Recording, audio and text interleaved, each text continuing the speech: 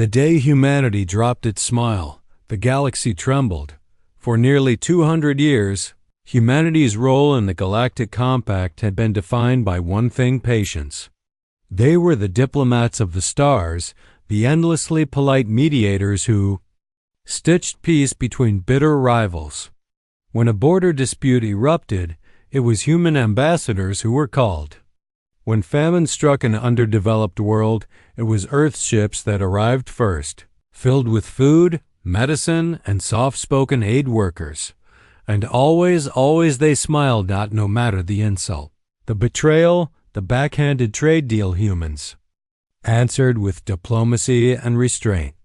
To most of the galaxy, it was seen as part of their cultural oddity. The Deathworlders who play nice, they joked.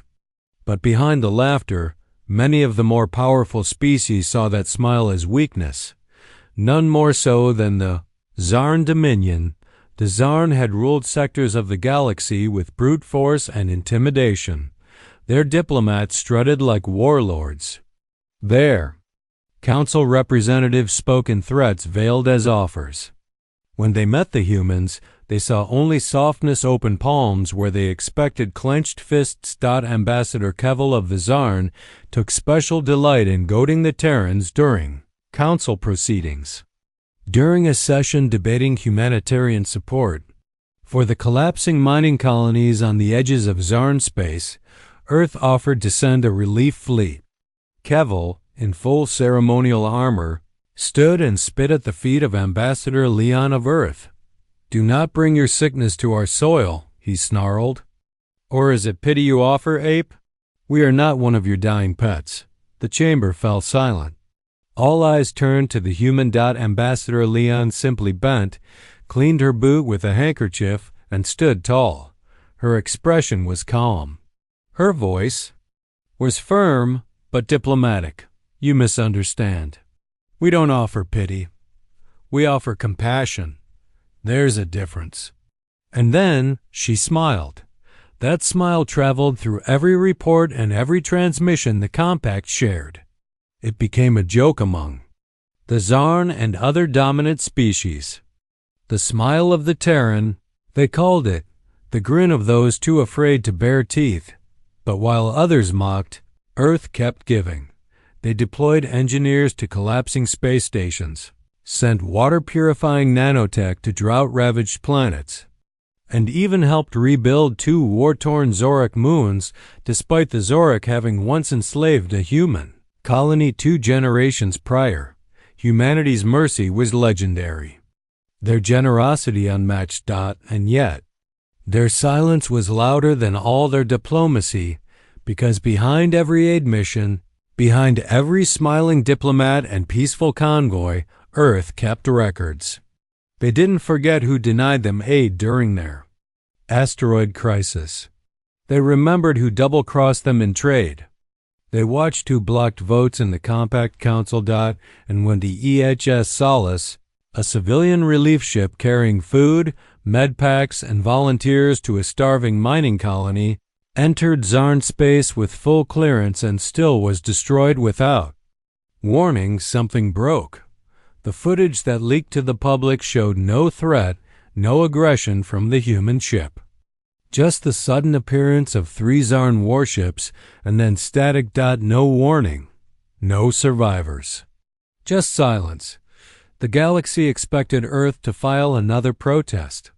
Maybe deliver a strongly worded speech at the next council session. But something was different this time. Earth sent a formal diplomatic notice demanding justice. The Compact dismissed it within hours.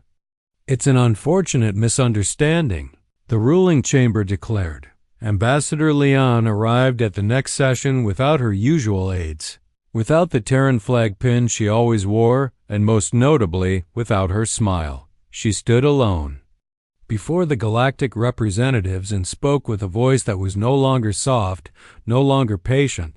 "This is your final chance," she said, looking not at the chamber, but directly into Kevel's eyes. "You can do the right thing. You can stop this here." Kevel sneered. "Or what, Terran?" Leon didn't blink. Her words were simple. Then we stopped being nice." And she walked out. The galaxy chuckled at the threat. Some nervously, others mockingly. After all, what could the smiling species possibly do?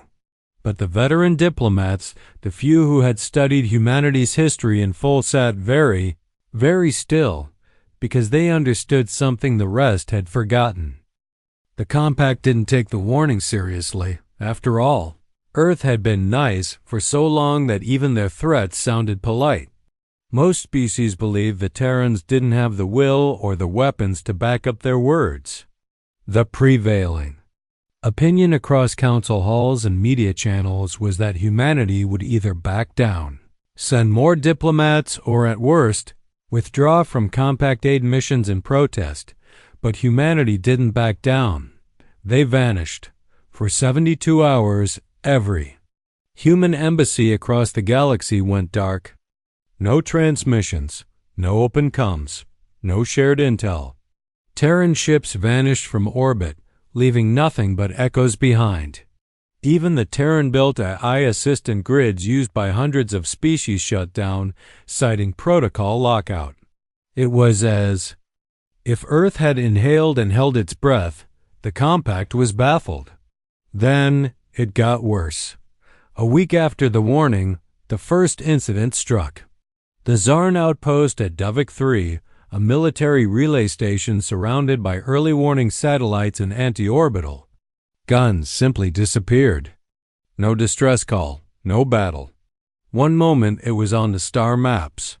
The next blank space. No debris. No bodies.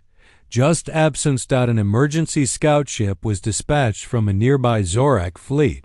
The crew sent one garbled message before cutting out. Permanently. They're here. They're not using standard tech. It sat static. That's when fear began to spread. The second strike was clearer. Velexer 4, a Zarn military world of immense importance. It housed nearly 40 million troops and had the highest concentration of orbital defense cannons in that sector. The Zarn dared humanity to try something. Earth didn't send a fleet. They sent silence bombs. No one had even heard of them before. The bombs detonated mid-orbit, not with heat or fire, but with an electromagnetic, quantum-level disruption that rendered all communications, sensors, and AI inert. Satellites collapsed. Drones fell from the sky. Even the planet's weather control. Grids went offline. Then the Terran drop cores fell from orbit like shards of night. No radio chatter. No warning. They landed undetected on every continent of Velexer IV in under an hour. They didn't bombard the cities.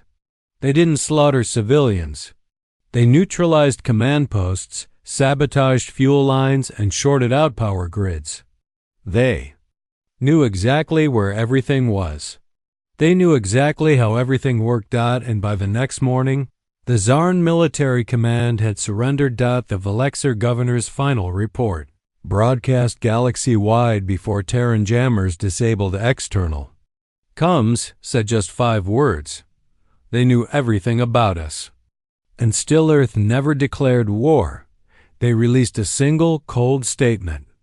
This was not an act of war. This was a correction. The compact was thrown into chaos. Speculation, confusion, and fear exploded across media channels and political circles. How did they do that? Where are they getting this technology? Why didn't anyone stop them sooner? The truth was hard to accept. For decades, Earth had watched and waited.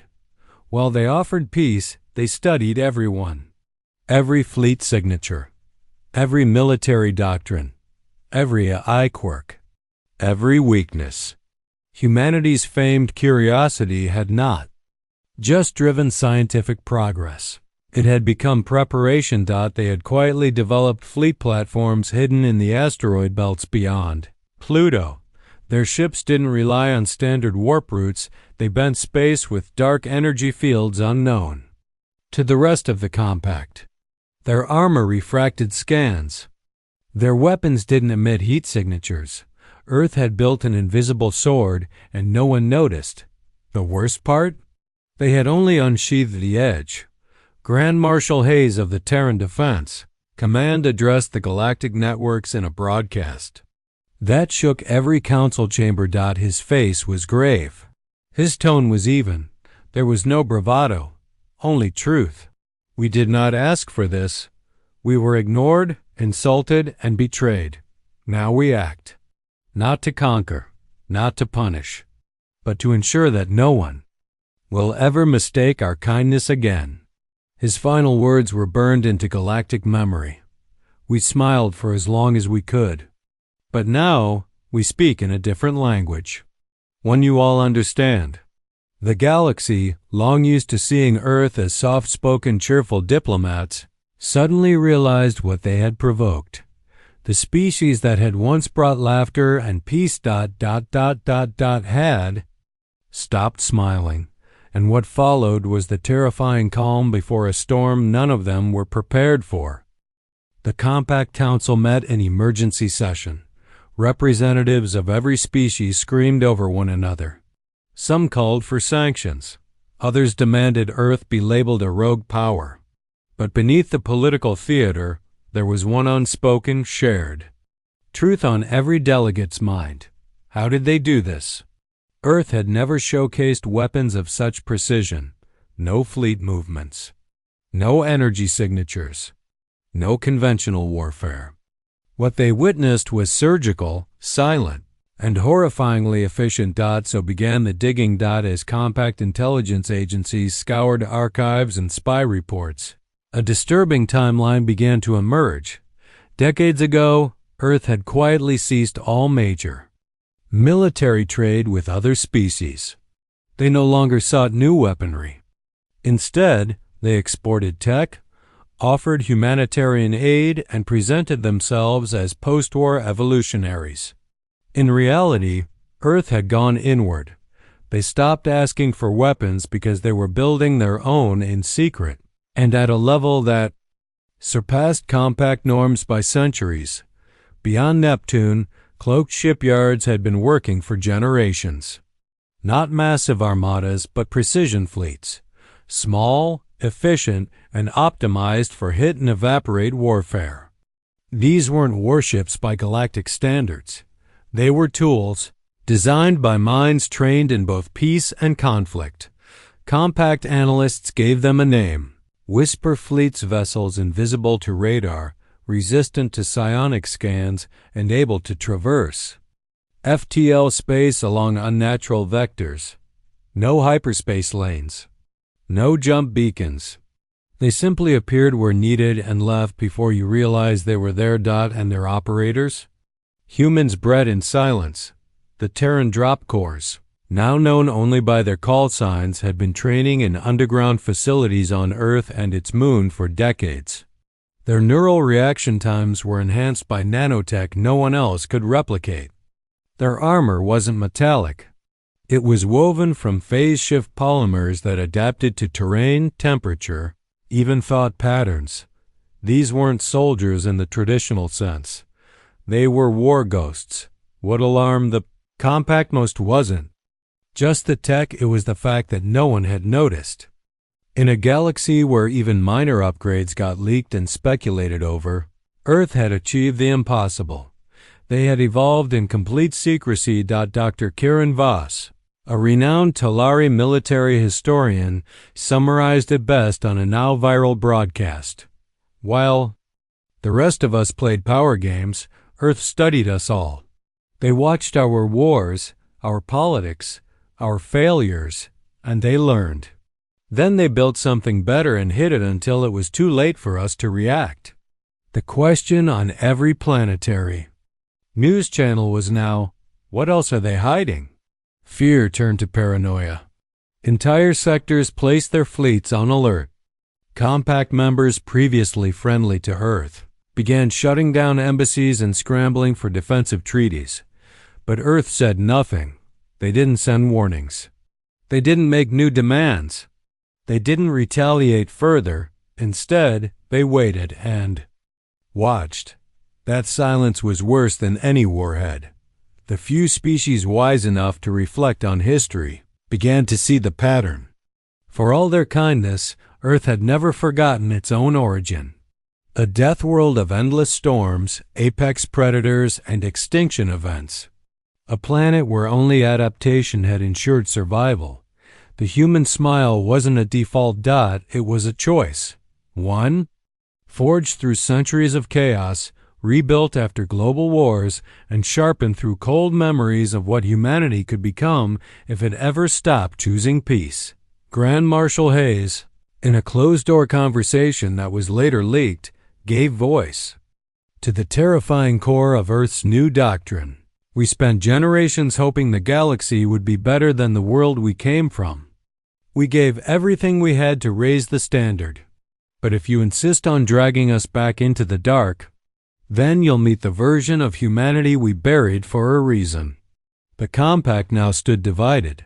Some believed appeasement was the only way forward.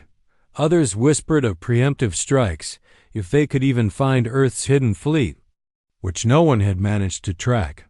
But the smartest leaders, those who studied Earth's rise without arrogance, understood one thing clearly. The humans had smiled not because they were weak. They had smiled because they had something far worse behind the grin dot, and now that the smile was gone, panic spread like wildfire through the galactic political order. The Galactic Compact, once a web of shaky alliances and corporate greed wrapped in diplomacy, was now splintering from within. Earth had not claimed any territory. They had not demanded resources or reparations. They hadn't even issued ultimatums, and that terrified everyone, because power that doesn't ask for anything is power that doesn't need to. Terran fleets did not appear over enemy homeworlds. Instead, they stayed just out of sight. Compact surveillance probes that ventured too close to Sol System vanished. Every now and then, a ghost transmission would leak across the stars, an unidentified ship in stealth black armor blinking into existence near a war convoy, watching, recording, and vanishing. No threats. No attacks. Just the quiet presence of the inevitable. Inside compact chambers, chaos reigned. Delegates screamed over one another. Military factions demanded war. Economic blocs wanted trade re-established. But no one dared move first. The compact's once proud chain of command dissolved into finger-pointing and fear, and still Earth said nothing. Then came the second collapse. The Treaty of Orvanis, a long-standing agreement binding 87 member species into mutual defense, was shattered overnight. Not by Terran fire, but by defection. 27 signatories formally withdrew from the treaty and instead aligned with Earth, requesting Terran advisors and diplomatic protection. One such species, the insectoid Nulari, released a chilling statement. We do not seek war, but in the absence of compact justice, we choose survival, and the humans now guarantee that. The shift rippled across the galaxy. Earth had become more than a threat. They had become a center of gravity. Worlds that once ignored Terran envoys now rushed to open embassies on Earth. Former rivals sought Terran trade routes. Every system that had once jeered at human over-politeness was now begging to be included in whatever came next, but not everyone submitted. The Zarn, humiliated by the loss of Valexa 4 and the vanishing of 3 outposts, decided on revenge. Their warlord High Council approved Operation Spinebreaker, a direct assault on Mars, the secondary heart of the Terran system. The Zarn fleet, 7 dreadnoughts and 30 assault ships, jumped into Sol space with full firepower. It was a suicide note written in arrogance, because humanity had never shown its full arsenal. The moment the Zarn fleet exited hyperspace, nothing greeted them. No response. No ships. Just silence and the ominous presence of Mars in the distance. Then it happened. From the darkness behind Saturn's rings, they emerged, the Terran Phantom fleet. Each ship was matte black, faceless, and shaped not for intimidation, but for function. Their weapons made no noise. Their propulsion systems left no trail. They moved like shadows between light. The Zarn barely had time to react. One dreadnought vaporized instantly, its hull carved open by a stream of compressed singularity bursts. Another simply disappeared from all sensors. No explosion. No energy. Spike. Just gone. The rest tried to retreat. They failed. Within 3 minutes, the entire fleet was gone. Not a single Terran ship was scratched. And then the final message came broadcast across the PFAS. Across the PS defendable Terran ship was scratched. And then the final message came broadcast across the FA. Compact. Visual file attached. A helmet cam feed from a Zarn soldier. Blackness. Screams. Static. Then a figure. A human woman. No helmet. No expression, just a long scar across her face and steel-gray eyes. She looked into the feed, unblinking. And then she smiled. But this smile wasn't like the ones humanity had worn before. This wasn't peace or diplomacy or goodwill. This was a warning. A final, chilling reminder. Across the galaxy, debates ended. No more denial. No more mockery. The Galactic Compact, once the single greatest political alliance in known history, collapsed within weeks. Species fled into isolation. Others pledged themselves to Earth in exchange for peace. And still, Earth didn't occupy, didn't conquer, didn't gloat. They watched. Where once there was friendly laughter and gentle encouragement, there was now a cold silence. Terran ambassadors, once warm and smiling, now delivered instructions with measured restraint. Terran ships maintained patrols not as invaders, but as guardians. They offered protection not through treaties, but through the quiet understanding of what would happen if anyone crossed them again. Humanity had made itself clear, not with speeches or bloodbaths, but with silence, precision, and unapologetic dominance. The smile had dropped. The war never officially ended, because Earth never officially declared one, and yet, by all practical measures, the galaxy had surrendered. In the months following the Zarn fleet's annihilation and the Compact's implosion, an eerie calm settled over the stars. Gone were the grand diplomatic conferences, the endless posturing, the arrogant assumptions of species who had once laughed at the Terran smile. Instead, a new structure rose from the ashes, the Interstellar Accord, an alliance not born from idealism, but from survival. It had no grand founding ceremony, no anthems, no parades. Just a single Terran envoy transmitting a document titled Standards of Coexistence. No member of the Accord was required to join. There were no threats. But embedded deep within the document was an unspoken understanding. You either stand with Earth, or you stand alone. Over 100 species signed within the first week. Some did it out of fear, others out of hope. Because despite what the galaxy had witnessed, Earth did not conquer. They did not seize worlds or loot treasuries. They did not impose taxes or demand resources. Instead, they stabilized trade routes, mediated collapsed governments, and deployed medical fleets to plague-ridden colonies. But the warmth that once accompanied those missions was gone. Terran doctors worked in silence. Terran engineers delivered infrastructure and departed without fanfare. The laughter and open-hearted camaraderie that once defined human interaction had been replaced by efficient, almost mechanical professionalism. The smile had vanished and, in its place, stood function. Still, no one complained, because everyone remembered what happened to those who ignored Earth's warnings. The Zarn Dominion no longer existed. Their leadership had vanished, assumed dead or detained, though Earth never confirmed. Their worlds remained standing, untouched by orbital fire, but their flags were gone. Their databases erased.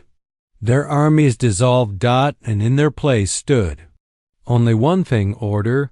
Earth didn't need to rule through fear. Their silence alone maintained peace. Patrols from the Phantom Fleet occasionally flickered into troubled regions, never to attack, but simply to watch, and that was enough. Across thousands of planets, children grew up with stories not of Terran wars, but of the day the stars changed forever.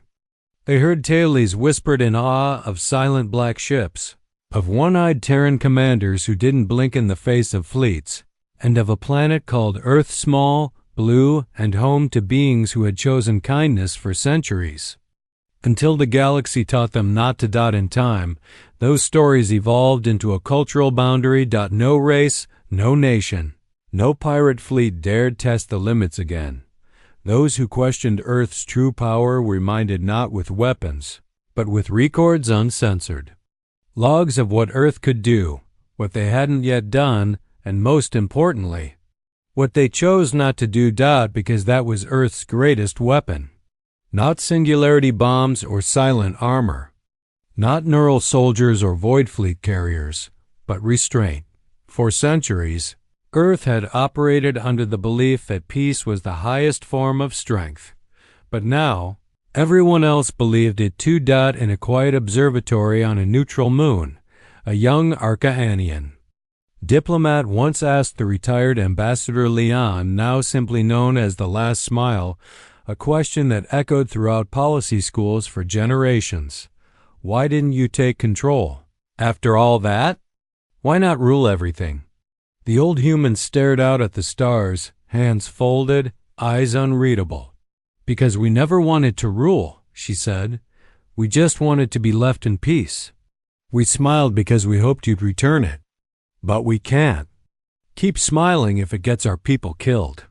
She paused, then added something that would become a footnote in galactic history texts. Fear builds obedience, but trust builds peace. And we're done waiting for trust.